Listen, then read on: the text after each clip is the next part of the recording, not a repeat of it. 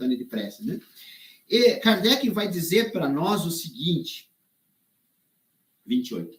Kardec vai dizer para nós o seguinte, que ao escrever o Evangelho segundo o Espiritismo, ele quis, então, mostrar aquilo em que todas as religiões, ou a grande maioria, pelo menos, concorda sobre Jesus, que é a sua palavra moral, que é o seu entendimento moral acerca daquilo que não precisa virar um objeto de divergência de fé, embora algumas coisas até gerem divergência. Por exemplo, quando Jesus fala, necessário vos é nascer de novo, para nós é uma interpretação acerca da reencarnação. Para o irmão evangélico, é a interpretação, por exemplo, da água do batismo.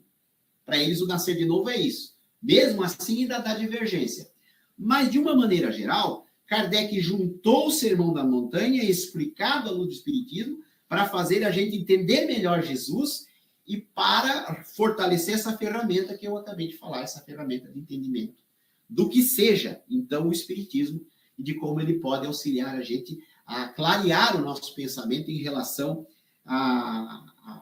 às leis superiores, chamadas aqui de leis naturais, e também na parte mais final do Livro dos Espíritos, de leis morais, né? E Kardec vem e atualiza, não é Kardec necessariamente, né? Mas vem os espíritos, Kardec filtra e atualizam aquilo que é de conhecimento da humanidade desde Moisés, na primeira revelação, desde Jesus, na chamada segunda revelação, a segunda mensagem de Deus, pelo menos para os homens do Ocidente, e aí vem o Espiritismo como terceira revelação, ou Consolador Prometido. E este é o título do capítulo, inclusive, 6 do Evangelho, que é o tema da palestra. O Cristo Consolador. Por que o Cristo é Consolador? E por que o Espiritismo mostra que ele é Consolador? Ele tem Jesus na sua missão, uma função de Consolador.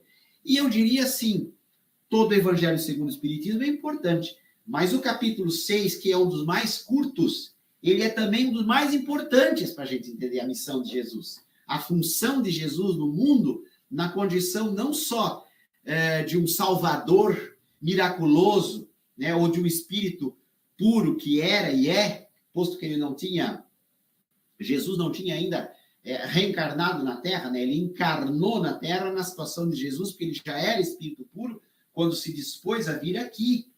Depois de cumprir lá os seus milhões e milhões de anos de trajetória de ascensão espiritual, e ele se propôs a vir à Terra, encarnar entre nós. E aí vamos usar expressões das outras igrejas, tudo num sentido figurado. Nos salvar, né? Dar o seu sangue, tudo isso num sentido não literal, né? Porque se a gente pensar em sangue e tal, você vai para aquela ideia de que o sangue Jesus lava, purifica, cura. Não é necessariamente isto, e sim a mensagem. É essa fortaleza que Kardec, então, fala ao compor o livro o Evangelho segundo o Espiritismo. Pegar a essência de Jesus. Se ele nasceu da Palestina, na Galiléia, que ano foi, se não foi, se era escriba, se era fariseu, se era judeu. Isso aqui é um segundo plano para Kardec. Para Kardec, o mais importante, ao escrever o Evangelho, era mostrar a essência de Jesus no Sermão da Montanha, que é o auge de Jesus entre os homens, é o Sermão da Montanha. E mais algumas falas de Jesus, né, ao longo da sua trajetória. Né? Então, quando Jesus fala em Mateus 11, vinde a mim todos os que andais em sofrimento e vos achais sobrecarregados, e eu vos aliviarei. A observação do Chico Xavier é muito curiosa, é muito inteligente, sabe como o Chico sempre fala. Vocês prestem bem atenção, dizia o Chico, que Jesus promete alívio, mas não promete cura imediata. Eu vos aliviarei. Não é passada de mão assim mágica, não é pincel mágico para a solução dos nossos problemas. Nem nesta concepção de fé, que é a doutrina espírita, e nem nas outras. Quando a gente se depara com propostas religiosas que tem lá na placa, pare de sofrer, desconfie. Porque ninguém para. Não neste plano, não neste momento, não desta forma. Né? Tomai sobre vós o meu jugo, e aprendei de mim que sou manso e humilde de coração, e acheis descanso para as vossas almas. O meu jugo é suave e o meu fardo é leve. jugo suave, fardo leve, mansidão e paz. Nada de violência, nada de discurso de ódio, nada de intolerância, nada que leve a uma vibração mais negativa, nada de autoritarismo, porque se confunde hoje muito autoridade com autoritarismo. Autoridade é uma coisa e autoritarismo é outra, é o abuso dela. E mais, né? Podemos dizer ainda, puxando para a percepção, para a perspectiva espírita, autoridade mesmo para nós é fruto de evolução espiritual. Quando você se depara com o espírito Bezerra de Menezes, você baixa a bola. Você fala no trabalho da mediunidade com o orientador da casa, você baixa a bola. Você fala com o anjo da guarda, você baixa a bola. Você sabe que você está diante de um espírito com autoridade espiritual para te orientar no bem e no caminho daquilo que é certo. Porque aí é autoridade moral. É mais do que autoridade revestida de cargo, porque o cargo, na verdade, ele demanda de uma portaria de nomeação, de uma assinatura. Chico não precisou ser de portaria assinada por Jesus, nem por Emmanuel. Chico tinha essa autoridade moral.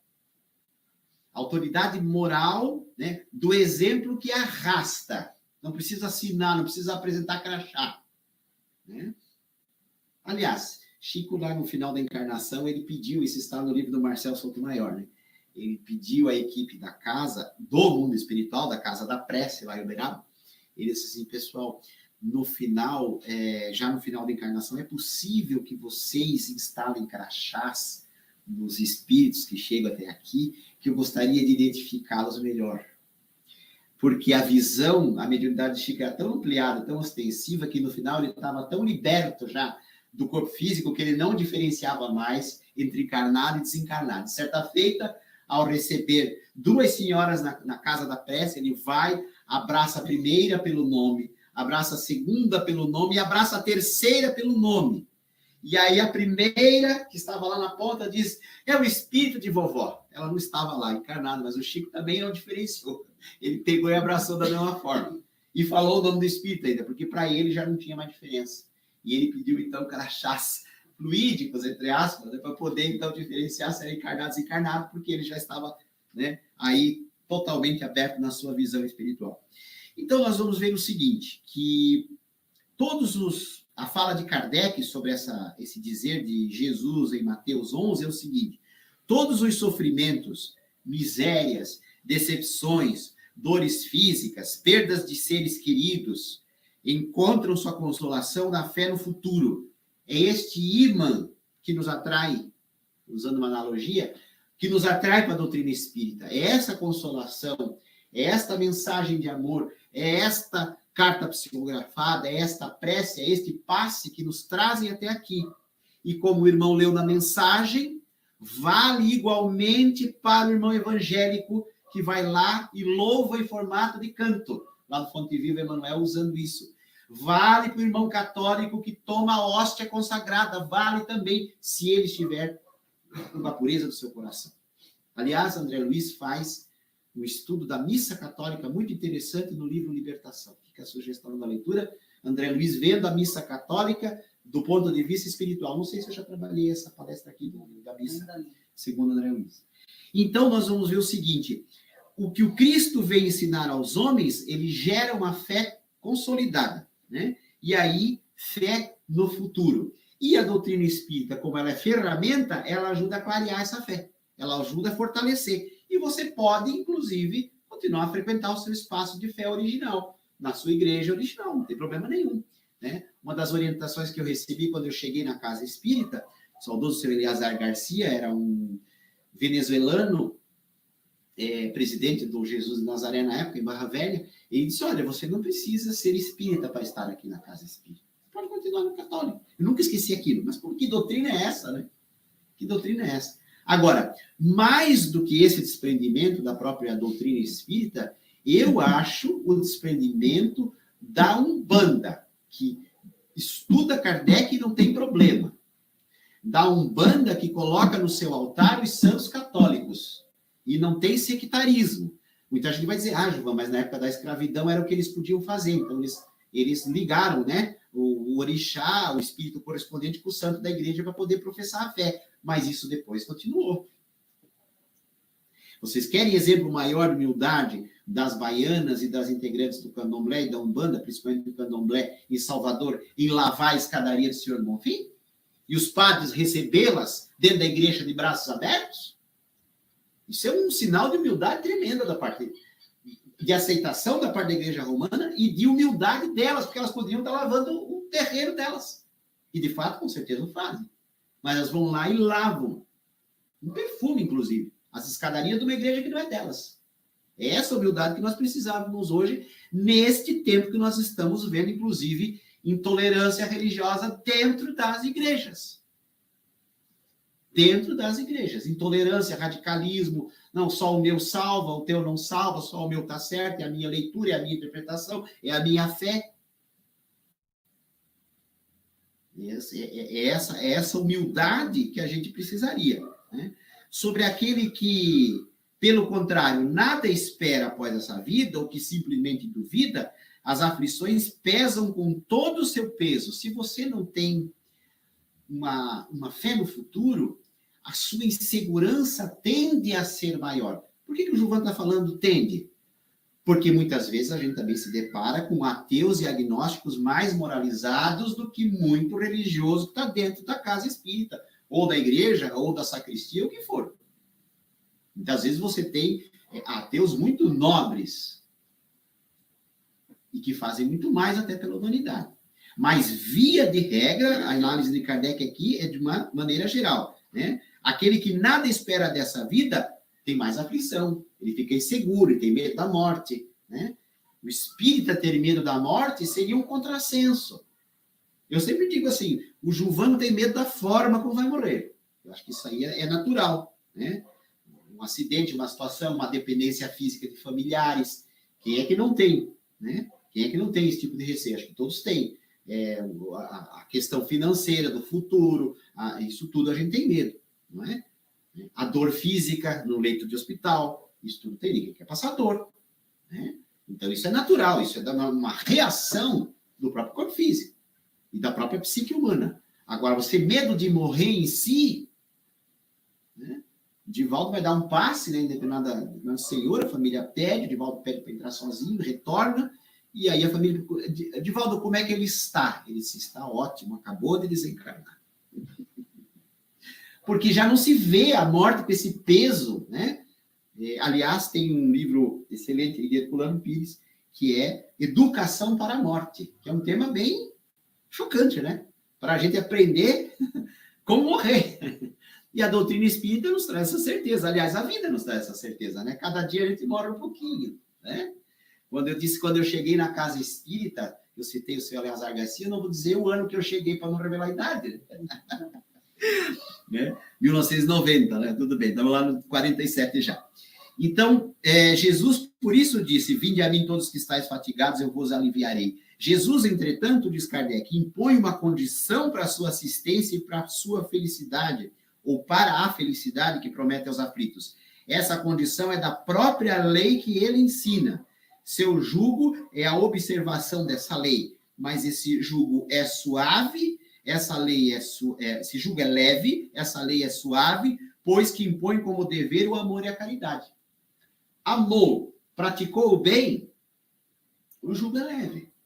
Se você se distancia desse rumo que Jesus propõe, você começa, então, a despertar aflição, insegurança, problemas, inclusive lei do retorno, né? Então, lá no Consolador Prometido também, nós vamos ver que há o item 3 do capítulo 6, em que ele traz outro trecho aí do Evangelho de João, e quando eu falei, para dar mais um apanhado aqui do capítulo 6 do Evangelho, nós temos 4 itens, com 2 análises de Kardec abrindo, a segunda é essa que nós vamos ler agora, do Evangelho de João. Então, nós temos os 4 primeiros itens, Kardec falando sobre o Cristo Consolador. E nós temos aí, e por isso que eu disse que é um dos capítulos mais importantes, nós temos mais 3 instruções dos Espíritos. Quem conhece o Evangelho sabe, né? Todo capítulo vem Jesus, Kardec fazendo análise e depois instruções dos Espíritos. Essa é a didática com que Kardec escreveu e dividiu os capítulos do Evangelho.